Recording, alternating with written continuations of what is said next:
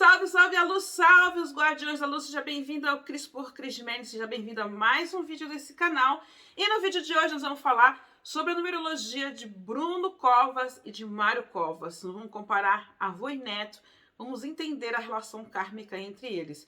E para isso eu vou usar o nível 1 e o nível 2 de numerologia para vocês entenderem como que dá para vocês trabalharem várias coisas só com esses dois níveis de numerologia.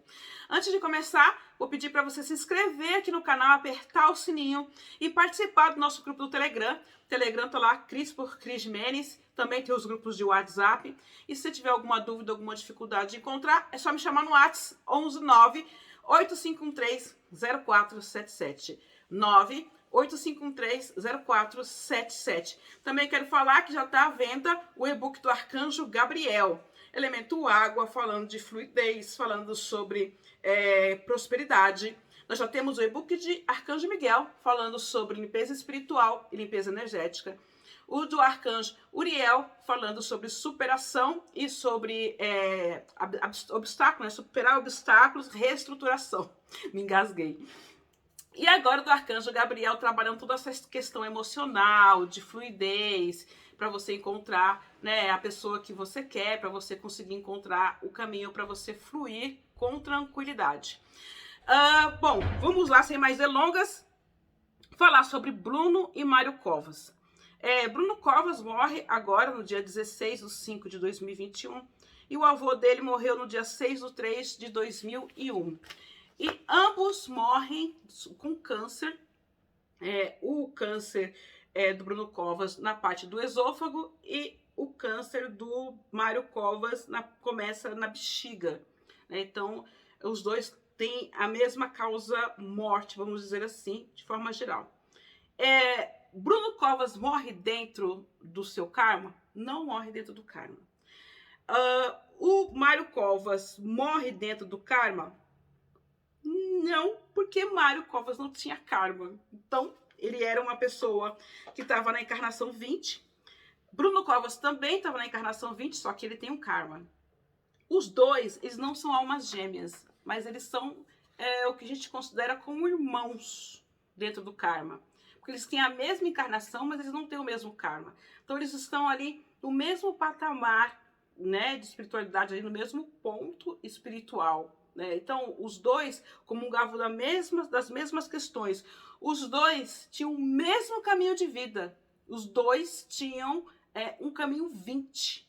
Os dois tinham uma vida que mudava de 20 em 20 anos. Então, eles dariam realmente excelentes políticos.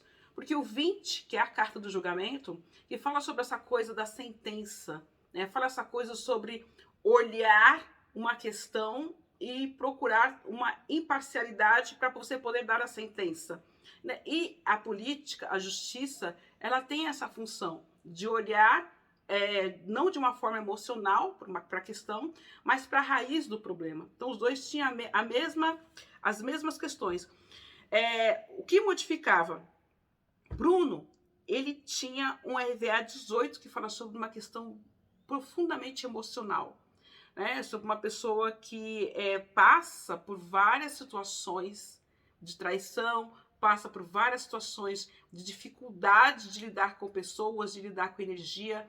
Era uma pessoa profundamente sensitiva, era uma pessoa profundamente emocional, enquanto Mário Covas, ele tinha um 13 como uma vida passada, então fala muito sobre a questão da comunicação, fala muito sobre a questão da fala, fala muito sobre a questão de mudanças rápidas, repentinas, e de uma pessoa que tinha uma mente extremamente criativa, uma mente extremamente expansiva.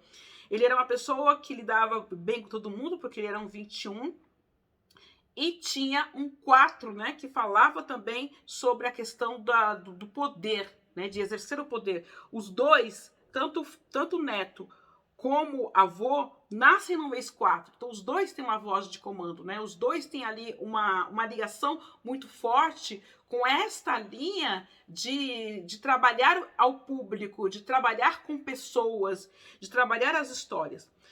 Mas o que acontece?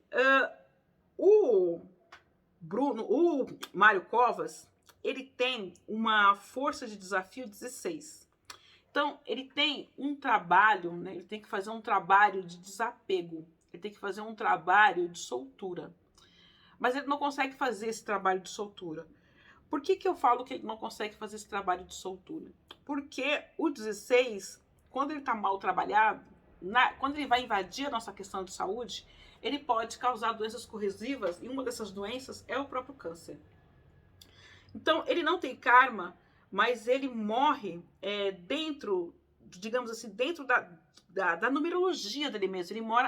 Ele morre dentro de situações que são projetadas dentro dos próprios números. Porque quando você não consegue trabalhar um número, aquele número, ele causa problemas para você. Então, por exemplo, a força de missão dele, a força de desafio dele, quer dizer, o que tinha que vencer de negativo? A questão do 13 negativo, né, que são cortes repentinos, e para situações familiares, a dificuldade de corte, porque ele mostra uma pessoa profundamente apegada às pessoas que ele considera como família. Então, essa soltura, para ele, era muito difícil. Então, a questão de expressar sentimentos para ele era muito difícil. Então, ele se acumula na água. Ele tem dificuldade de trabalhar o elemento água no sentido de fluir o sentimento dele. Quando eu acumulo a água e a água fica parada, a água apodrece. E ele começa com o câncer aonde? Justamente da bexiga, que é o quê? Aonde você tem o líquido que não é aproveitado do seu corpo indo embora. Porque não é isso que a gente faz quando a gente vai fazer xixi? A gente joga o líquido que não é aproveitado do nosso corpo, né? A sujeira que tá ali, ela se acumula, né, nessa água da bexiga e vai embora. Então, essa sujeira emocional, ele não conseguia dispersar. Então, acumula ali na bexiga e dá um problema. O Bruno, ele tem problema no esôfago. Então, você vê, a questão dele era uma questão dessa parte de comunicação e nessa parte de conseguir expressar os sentimentos de uma forma lógica. Porque o Bruno, ele se torna profundamente emocional. Aonde o avô era racional demais, o Bruno, ele era emocional demais. Então, nós temos 2 pesos e 2 medidas aqui. Mas os dois estão na mesma encarnação. Estão na mesma encarnação. Mas eles têm a fórmula, né? O montante dos números agindo de forma diferente na sua vida. O avô, ele morre no ano 8. O Bruno, ele morre no ano 13. 2 números que falam sobre corte seco. Né? Porque o 8, que é a carta da justiça, ela é uma carta... Né? A justiça, ela tem aquele corte seco, não racional. Ele é um corte repentino. A morte também é um corte repentino. A diferença é que a justiça, ela não determina a extinção de algo. Ela pode simplesmente equilibrar 2 partes e não necessariamente extinguir uma delas. A morte, obrigatoriamente, ela faz você deixar algo para trás e partir para frente. Ela faz com que algo fique para trás. Ele morre no 13 e o 13, ele não fala necessariamente de que a pessoa ela cumpriu o karma, no caso dele, porque ele tem um karma 19 e morre de um câncer no esôfago. Então, a morte dele não bate com o karma. A morte dele, né, a questão de esôfago, de você engolir, né, de você digerir, ela teria muito mais a ver com a parte do RVA. Então, seria uma resolução mais do RVA do que do MVA. Uma resolução muito mais de uma questão de uma vida anterior do que da questão da vida atual quanto missão de vida. A missão de vida dele, que seria o 20, que vai bater com a encarnação 20 também, se ele tivesse morrido dentro do karma dele, dentro desse sistema aqui, tá? Espiritual, o que acontece? Ele teria uma morte repentina.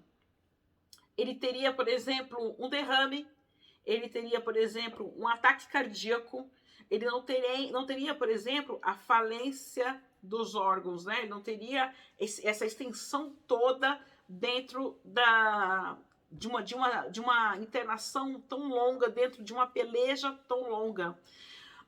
Qual que é o problema dessa questão desse karma dele? O karma dele fala do quê? Que ele precisaria dar mais atenção a ele do que aos outros. Ele precisaria se preocupar também com a alegria dele. E ele era uma pessoa muito profundamente preocupada com o bem-estar dos outros. E ele esqueceu dele.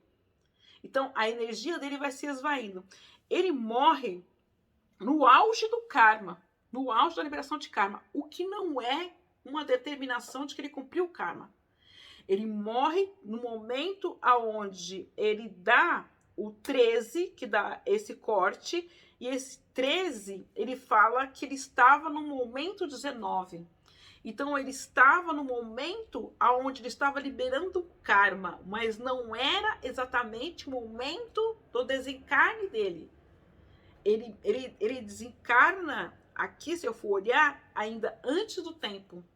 Ele desencarna não dentro do tempo dele de karma. Ele teria ainda, se fosse pelas contas aqui, ainda mais uns 15 a 18 anos de vida, mais ou menos. Mas, Cris, por que ele desencarna cedo, se eu for olhar segundo a numerologia?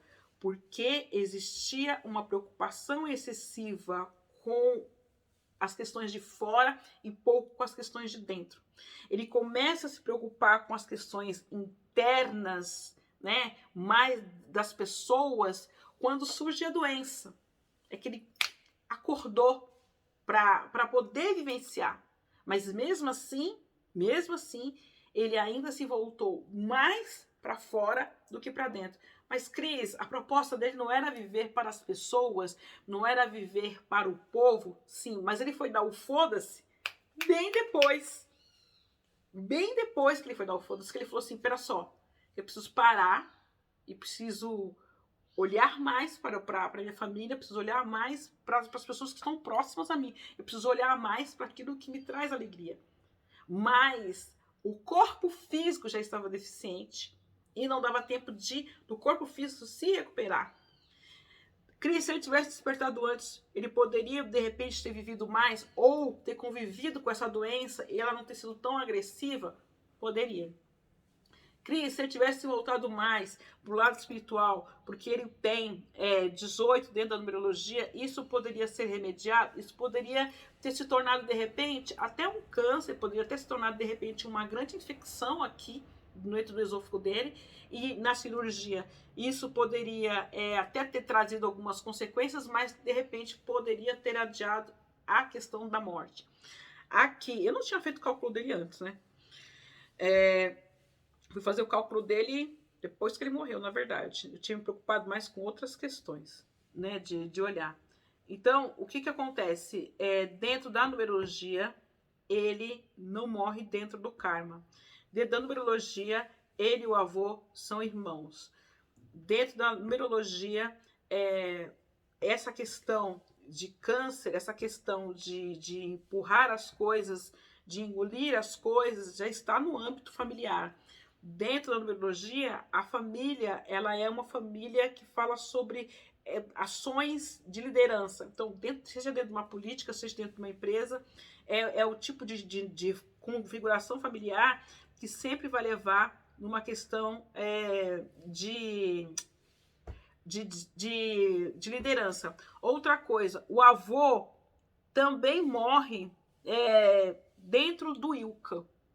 Você vê que é uma família que tem uma propensão a desencarnar de forma antecipada, né? A antecipar por uma preocupação excessiva fora.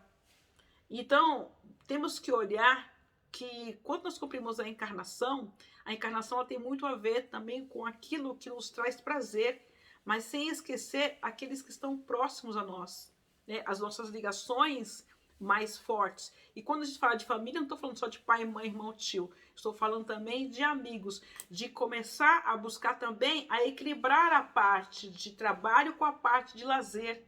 Isso é importante, Porque quando você não satisfaz o seu espírito também com prazer, você começa a também negligenciar sobre a sua encarnação.